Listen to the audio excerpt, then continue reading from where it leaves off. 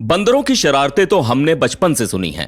कभी किचन में घुसकर फल उठा ले जाते हैं, कभी किसी का चश्मा लेकर भाग जाते हैं, तो कभी पूरे मोहल्ले को परेशान कर देते हैं। इस बार मामला जरा बड़ा था। एक छोटे से बंदर ने पूरा देश परेशान कर दिया।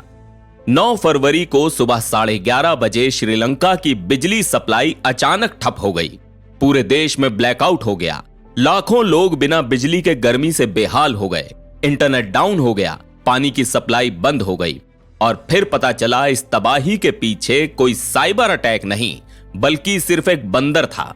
अब इसे संयोग कहें या कुछ और, लेकिन इतिहास गवाह है, लंका और बंदरों का पुराना नाता रहा है।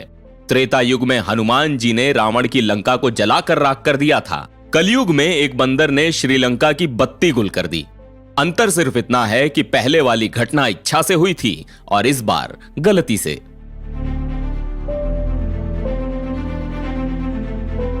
ऊर्जा मंत्री कुमारा जयकोडी ने बताया कि कोलंबो के पास एक बंदर इलेक्ट्रिकल सबस्टेशन में घुस गया और सीधे ग्रिड ट्रांसफार्मर से टकरा गया।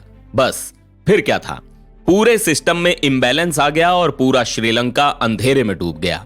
इंजीनियरों ने तुरंत रिपेयरिंग शुरू की, लेकिन 3 घंटे से ज्यादा बीत जाने के बाद भी बिजली पूरी तरह बहाल नहीं हो सकी थी।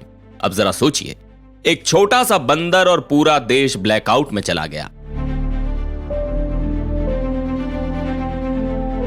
ब्लैकआउट होते ही श्रीलंका के लोग इंटरनेट पर हंगामा करने लगे। रेडिट पर किसी ने लिखा, क्या पूरे देश में लाइट गई है या सिर्फ मेरे घर की? दूसरे ने मजाक उड़ाया, अब तो बंदर भी वीआईपी ट्रीटमेंट ले रहे हैं। किसी ने गुस्से में कहा, बंदर को गिरफ्तार करो और उससे बिजली का बिल भरवाओ।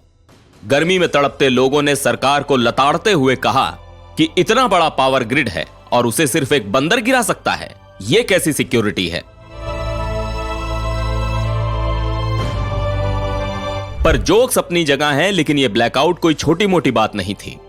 कई इलाकों में टेलीकॉम टावर्स के बंद होने से इंटरनेट स्लो हो गया। मोटरें बंद होने से पानी की सप्लाई रुक गई। श्रीलंका के कई शहरों में तापमान 36 डिग्री सेल्सियस तक पहुंच गया था और बिना बिजली के लोग परेशान हो गए। अब यह कोई पहली बार नहीं हुआ जब श्रीलंका में पावर कट हुआ हो, लेकिन बंदर की वजह से पूरे देश की बत्ती गुल होना पहली बार हुआ है। इससे एक बात साफ हो गई कि किसी भी देश का इंफ्रास्ट्रक्चर कितना कमजोर हो सकता है अगर सही मेंटेनेंस ना हो। और हां, अब श्रीलंका में कोई बंदर कहीं दिखे तो लोग उसे देखकर टेंशन में जरूर आ जाएंगे। अब आप बताइए, अगर हमारे देश में ऐसा होता तो आपका रिएक्शन क्या होता? नीचे कमेंट करके बताइए।